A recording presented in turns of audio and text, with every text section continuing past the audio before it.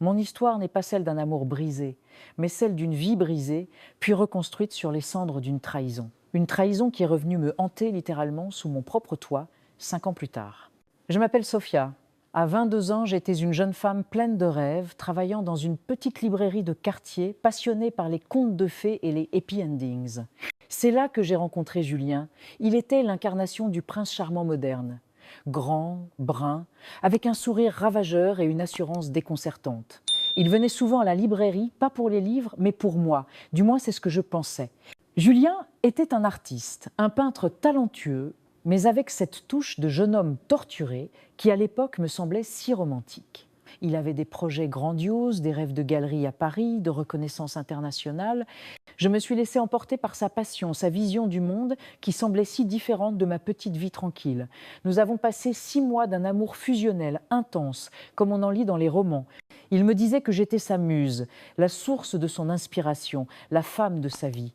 Chaque mot était une caresse, chaque regard une promesse. Puis, ma vie a basculé.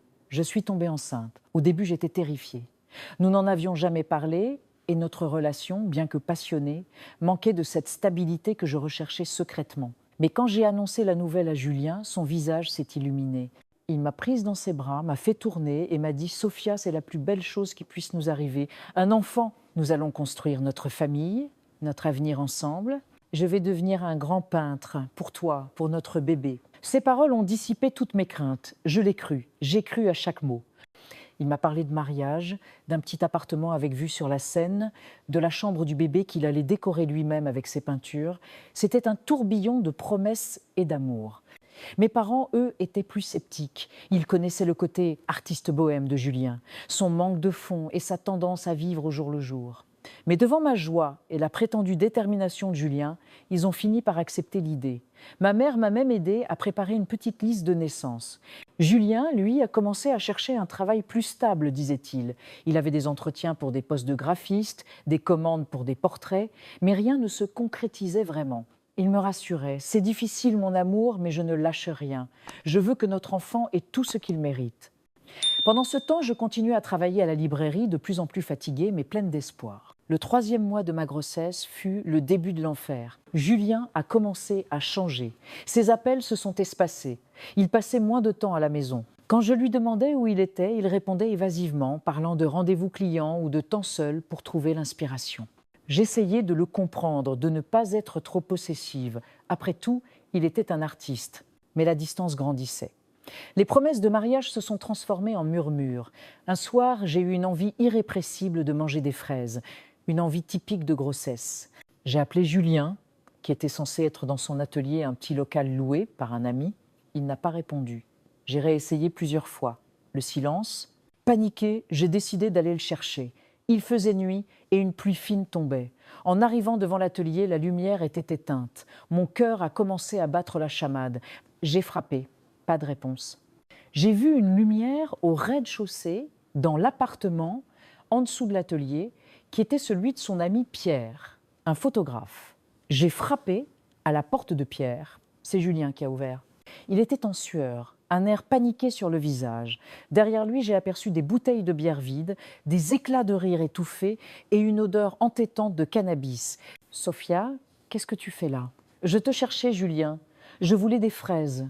Et tu n'as pas répondu, je m'inquiétais. » Son visage s'est fermé. « Je suis avec Pierre, on travaille. Tu ne devrais pas venir ici. » C'était un mensonge flagrant. Il ne travaillait pas, il faisait la fête, alors que moi, je portais son enfant, à la maison, seule. Le vrai coup de massue est arrivé quelques jours plus tard. J'étais à la librairie. Le ventre déjà un peu arrondi. Julien m'avait promis de venir me chercher. L'heure de fermeture est passée, puis 1 heure de plus. Il n'est pas venu. Pas de message, pas d'appel. Je suis rentrée seule, les larmes aux yeux, mon sac lourd à l'épaule. En arrivant devant notre petit appartement, j'ai vu la porte entr'ouverte. Mon cœur s'est emballé. Julien, pas de réponse. L'appartement était vide. Ses toiles avaient disparu. Ses pinceaux, ses chevalets, tout ce qui faisait de cet endroit son atelier de vie était parti. Sur la table de la cuisine, il y avait une simple enveloppe. À l'intérieur, une lettre, écrite à la main, avec son écriture élégante, celle qu'il utilisait pour me dessiner des mots doux. « Sophia, je suis désolée. Je ne peux pas faire ça. Je ne suis pas fait pour la vie de famille, pour les responsabilités. J'ai besoin de ma liberté, de mon art. Ce n'est pas toi, c'est moi. Je ne peux pas être le père que cet enfant mérite. Je pars. Ne me cherche pas. Julien. Il m'avait quitté, lâchement, sans un mot en face. Il m'avait laissée enceinte, sans ressources, sans avenir, pour une idée romantique de sa propre liberté. Mon monde s'est effondré une seconde fois. Mon conte de fées s'est transformé en un cauchemar dont je ne pensais jamais me réveiller. J'ai passé la nuit recroquevillée sur le canapé, ma main sur mon ventre qui commençait à grandir. Seule, humiliée, abandonnée. Les jours qui ont suivi ont été un flou de larmes, de désespoir. Mes parents étaient effondrés. Ils m'ont supplié de me débarrasser de l'enfant, de ne pas gâcher ma vie pour un homme qui ne le méritait pas. Mais je ne pouvais pas. Cet enfant était innocent. Il était le seul vestige de l'amour que j'avais cru partager. J'ai décidé de le garder, seul, contre l'avis de tous, sauf mon propre cœur. Le gouffre de l'abandon, mois 4, à 9, la lettre de Julien n'était pas seulement une rupture, c'était un acte de désintégration.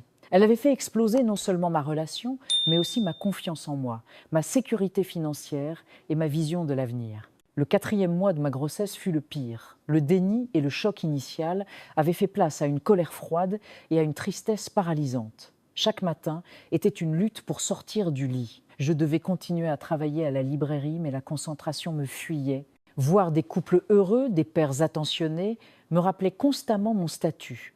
Une mère célibataire abandonnée avant même que mon enfant ne voie le jour. Mes parents, voyant mon désespoir, ont redoublé d'insistance. « Sophia, pense à toi. Tu es jeune.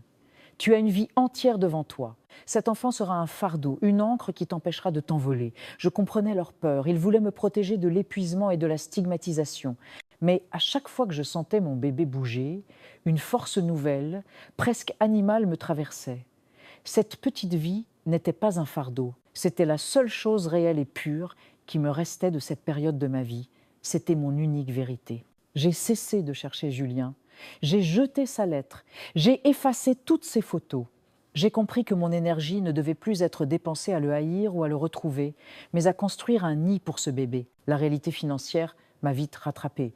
Le salaire de la librairie ne suffisait plus pour l'appartement et encore moins pour les dépenses d'un enfant. J'ai pris la décision douloureuse mais nécessaire de quitter mon petit appartement rempli de souvenirs toxiques.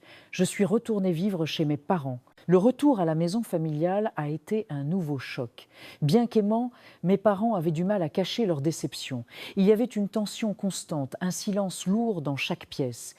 J'avais 22 ans, j'étais enceinte et je vivais comme une adolescente sous surveillance. Ma fierté en a pris un coup terrible. Heureusement, ma mère, malgré ses réserves, a commencé à s'adoucir. Elle a vu ma détermination. Elle a vu la manière dont je parlais à mon ventre, dont je préparais méticuleusement chaque petite chose.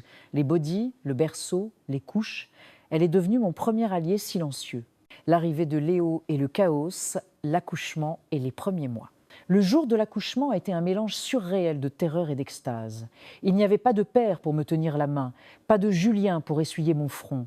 Ma mère était là, silencieuse mais forte, dans la salle de travail. Quand Léo est né, tout le chaos du monde s'est tu. Il était parfait. 10 doigts, 10 orteils et des yeux d'un bleu profond. À ce moment précis, j'ai compris que tout ce que j'avais enduré n'était qu'un prix dérisoire pour ce miracle de chair et d'os. Léo n'avait rien de Julien, du moins pas pour moi. Il était mon chef-d'œuvre, ma raison d'être, mon héritage de courage. Mais l'amour n'est pas une garantie de sommeil. Les premiers mois ont été un véritable enfer physique et mental. Être mère célibataire, c'est doubler les tâches avec la moitié des ressources. Les nuits, j'étais seule pour les biberons, les pleurs, les poussées dentaires. Le manque de sommeil était une torture qui me rendait irritable, parfois au bord de l'explosion. La logistique, je devais jongler entre les rendez-vous pédiatriques, les courses, le ménage et la recherche d'un nouveau travail. J'étais en permanence dans la course contre la montre avec Léo toujours sous le bras. La solitude sociale était la plus dévastatrice. Mes amis, sans enfants, continuaient leur vie de jeunes femmes libres. Nos conversations ne collaient plus. J'étais dans la catégorie des mères, un monde à part, souvent exclu des soirées et des week-ends spontanés. Il y a eu une nuit, je m'en souviendrai toujours. Léo pleurait depuis 2 heures, sans raison apparente. J'étais épuisée, au bord de l'hystérie. Je l'ai tenu contre moi, hurlant de frustration, et j'ai moi-même éclaté en sanglots, des larmes de fatigue, de rage et de désespoir. C'est à ce moment-là que j'ai regardé le miroir. Je ne voyais plus la Sophia des librairies et des contes de fées. Je voyais une femme cassée, mais battante. C'était le point le plus bas de ma descente. La grande transformation, 1 à 3 ans. Le tournant est venu quand Léo a eu 1 an. Je savais que si je voulais lui offrir une vie digne, je devais redevenir financièrement indépendante. J'ai trouvé un poste de rédactrice web indépendante, c'était le travail idéal. Je pouvais le faire de chez moi, pendant les siestes de Léo et tard le soir après l'avoir couché. C'était un travail exigeant, avec des délais serrés, mais qui me donnait le contrôle que Julien m'avait volé. C'est là que ma renaissance a commencé. L'organisation militaire, j'ai appris à devenir une machine à productivité. Chaque minute de la sieste de Léo était planifiée. J'ai développé une discipline de fer. Mon bureau est devenu mon champ de bataille, ma maternité, mon centre de commandement. Le soutien social, j'ai rejoint un groupe de mères célibataires en ligne. Pour la première fois depuis des années, je parlais à des femmes qui comprenaient. Nous échangions des conseils, du soutien émotionnel et même des services de garde occasionnels. Cette communauté a été une véritable bouée de sauvetage psychologique. L'émancipation fiscale, le jour où j'ai pu louer un petit appartement à moi, loin de l'ombre de mes parents et des fantômes de Julien, fut une victoire monumentale. Ce n'était pas l'appartement avec vue sur la Seine qu'il m'avait promis, mais c'était mon chez-moi. Le loyer était dur à payer, mais la liberté n'avait pas de prix. Chaque petit succès, un nouveau client. Un article bien écrit, Léo, qui dormait enfin 6 heures d'affilée, était une victoire contre l'échec et la trahison. L'amertume envers Julien se transformait lentement en indifférence.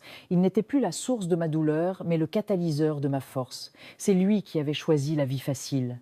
C'est moi qui avais choisi la vie difficile mais réelle. Le nouveau départ, 4 à 5 ans. 4 ans après l'abandon, ma situation était transformée. Mon activité de rédaction web avait explosé.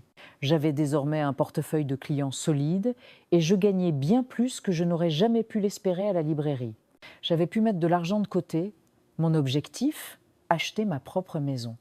Une maison que je pourrais décorer comme je le voulais, où Léo pourrait courir dans un jardin.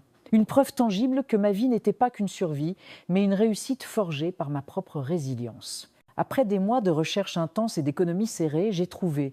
C'était une petite maison de ville, charmante, avec un minuscule jardin à l'arrière. Elle n'était pas dans un quartier luxueux, mais elle était dans une zone résidentielle tranquille et en plein essor. J'ai signé les papiers. Le jour où j'ai reçu les clés, j'ai pleuré de joie. Non pas des larmes de tristesse, mais des larmes de fierté inaltérable. Léo, maintenant âgé de 5 ans, était un petit garçon solaire, intelligent et surtout heureux.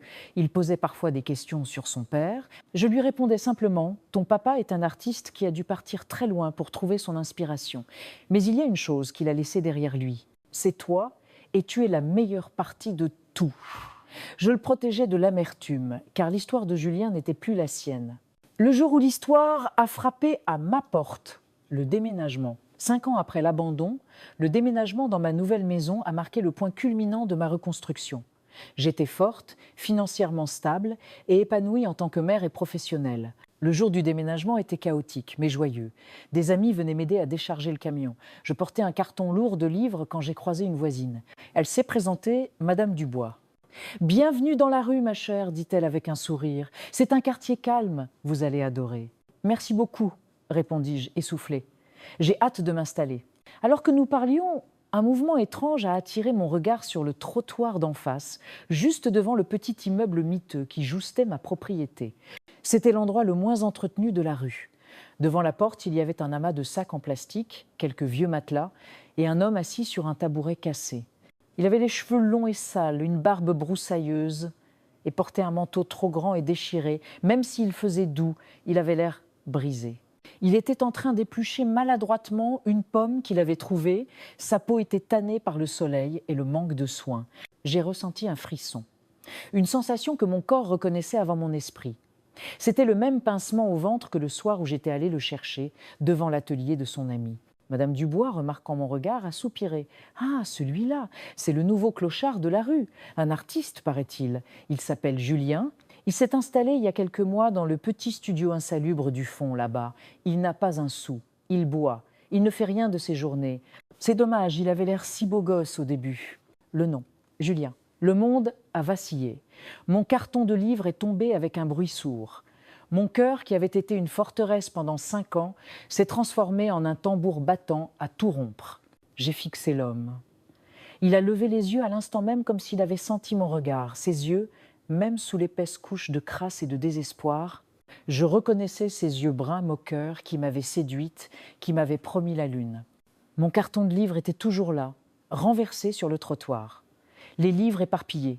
Léo, heureusement, était à l'intérieur avec ma mère et les déménageurs. Personne n'avait remarqué la terreur glacée qui venait de s'abattre sur moi. Julien, mon voisin clochard, me fixait. Il n'y avait aucune reconnaissance immédiate dans ses yeux embués. Seulement une curiosité morne et hébétée, celle que l'on porte aux nouvelles têtes dans une rue. J'étais un visage de femme bien habillée, portant le poids d'une réussite qu'il ne pouvait plus même concevoir. Madame Dubois me secouait légèrement le bras. « Ça va, ma chère? Vous êtes toute pâle. » J'ai réussi à articuler, ma voix étant à peine un murmure. « Oui, oui, juste la fatigue du déménagement et le soleil. » J'ai ramassé mes affaires mécaniquement, les yeux rivés sur lui, sur la ruine vivante qu'il était devenu. La première semaine de ma nouvelle vie fut une torture silencieuse. J'avais acheté cette maison pour trouver la paix, et maintenant la trahison la plus douloureuse de ma vie résidait juste en face, sur le trottoir. J'ai mis en place un système de murailles. 1.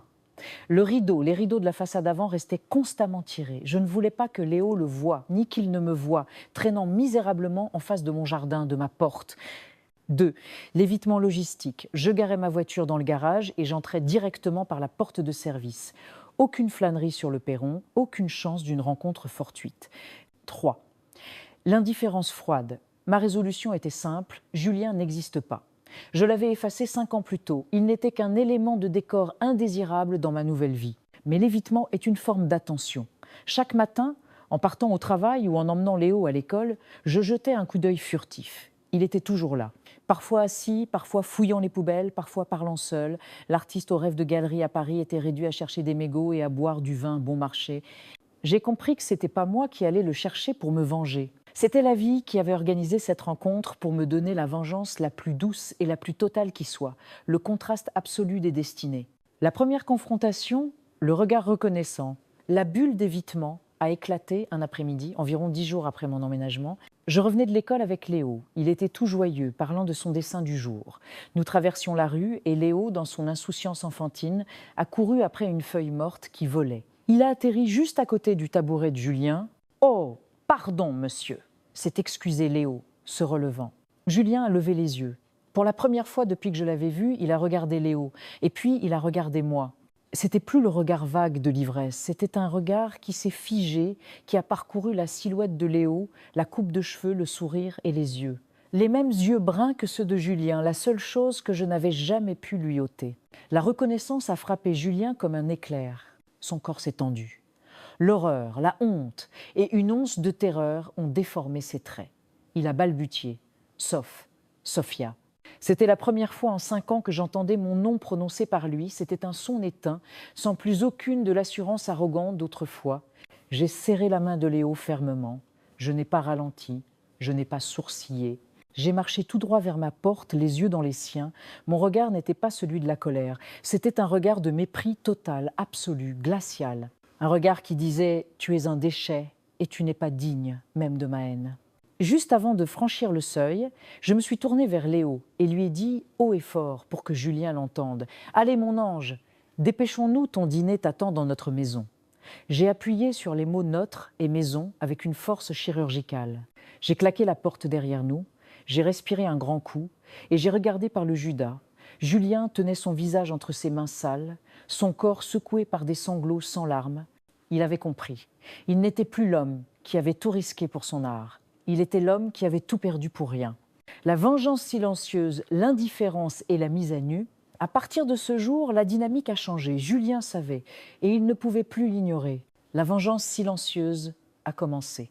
Elle ne nécessitait aucune parole, aucun acte cruel de ma part. Seule ma vie quotidienne était mon arme. Le luxe et la crasserie, il me voyait monter dans ma voiture neuve pour aller à mes réunions. Il me voyait recevoir des livraisons de meubles neufs. Il me voyait, par la fenêtre, en train de rire avec Léo dans notre salon propre et lumineux. En face, lui vivait dans l'ombre et la saleté. Le contraste était une torture constante. La paternité déniée, le plus grand supplice était Léo. Léo, son fils, était la preuve vivante de mon succès et de son échec. Je l'emmenais au parc avec les voisins, je lui achetais des jouets, je lui lisais des histoires dans le jardin. Julien était réduit à observer, à distance, la vie de famille qu'il avait jetée et que j'avais reconstruite seule, mieux que lui n'aurait jamais pu le faire. Un matin, j'ai eu besoin de sortir les poubelles. Il était assis sur son tabouret, fixant le vide. Il a levé les yeux. « Sophia, je… » Il s'est interrompu. Sa voix était rauque. « J'ai besoin de parler. » Je me suis approchée du bac de recyclage, l'ai ouvert et j'ai jeté le sac. Je l'ai regardé, non pas avec de la haine, mais avec un ennui profond. « Julien, dis-je froidement, nous n'avons rien à nous dire. Il y a 5 ans, tu as fait un choix. J'ai lu ta lettre. C'était clair. J'étais un gamin égoïste, a-t-il plaidé, un semblant de désespoir dans la voix. Je ne savais pas ce que je faisais. Laisse-moi juste, laisse-moi expliquer. Expliquer quoi ? J'ai souri, un sourire sec et dépourvu de joie. Que tu es mon voisin clochard, je le vois très bien. Expliquer que tu as refusé d'être le père de mon fils pour ton art et que ton art t'a mené à une vie de misère. Il a baissé la tête, il est beau, Léo, il est merveilleux. Et il ne te doit rien. Pas une minute, pas un sou, pas un souvenir, répondis-je. Il a une vie, une mère qui l'aime et le protège, il ne lui manque rien, surtout pas un père qui n'existe que pour les fantômes du passé. Je lui ai tourné le dos, laissant ces mots comme des balles de glace. Je ne lui ai pas donné de l'argent, je ne l'ai pas aidé. J'ai maintenu la distance glaciale, qui était la punition la plus juste, l'oubli. L'épilogue, la liberté définitive. Les mois ont passé. Je continuais ma vie, solide. Je n'étais plus la Sophia qui lisait des contes de fées. J'étais la Sophia qui écrivait sa propre histoire de survie. Un matin, en partant au travail, j'ai remarqué que le tabouret cassé de Julien était vide. Ses sacs en plastique avaient disparu. Il y avait seulement une petite tache sombre sur le béton où il passait ses journées. J'ai demandé à Madame Dubois, qui passait l'aspirateur sur son perron. « Ah, Julien, dit-elle, indifférente. Il est parti. Le propriétaire l'a mis à la porte pour non-paiement du loyer et trouble de voisinage. Il a été vu avec son sac à dos en direction de la gare. Je pense qu'il est allé voir ailleurs s'il pouvait trouver un mur pour dormir. » Il était parti, définitivement cette fois, pas avec une lettre, mais avec le vent de l'échec. Je n'ai ressenti aucune joie triomphale, seulement un soulagement immense et une clôture. Il n'était plus le monstre de ma vie. Il était une note de bas de page, une simple parenthèse que j'avais réussi à fermer. Je suis rentrée dans ma maison. J'ai trouvé Léo en train de jouer dans le jardin, sous le soleil matinal. Il était ma lumière, ma plus grande œuvre d'art, et il était le seul héritage de cette relation. L'histoire n'était pas celle de la vengeance, mais celle de la réparation. Julien avait choisi la liberté de l'artiste bohème. J'avais choisi la liberté de la femme qui se tient debout. Et le destin avait décidé que sa liberté serait la rue, tandis que la mienne serait ce foyer, cette réussite, cette vie que j'avais bâtie malgré lui et non pas grâce à lui. La vie m'avait laissée enceinte. La vie m'avait ramené mon bourreau pour que je puisse lui montrer mon triomphe. Mon histoire n'est pas un conte de fées, mais c'est un happy ending pour ma vie et celle de mon fils. Et pour moi, c'est la seule chose qui compte. Image de Sophia souriante avec Léo dans le jardin.